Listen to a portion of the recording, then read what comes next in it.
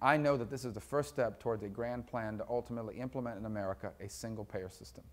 And above everything else, the one reason why I'm against the single-payer system in America, beyond the fact that it takes away our choices, beyond the fact that it takes away competition, is the fact that in every country on earth where there's a single-payer system, they have to ration care.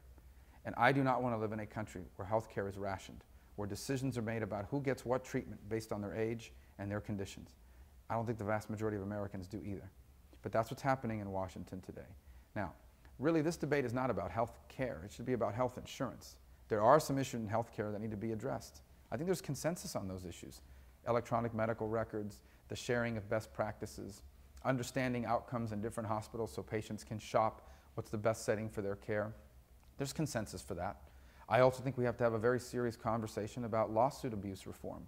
Lawsuit abuse reform in America, and lawsuit abuses in America when it comes to medicine doesn't just drive up the cost of health care. It drives up defensive medicine, which we all pay for. But really what the fundamental issue in America is the 20 or 30 million Americans that do not have health insurance. And the question is, how do we solve that? They believe, meaning this congressional leadership and this president, that the ideal way to provide health care for 30 million Americans is to have the government do it.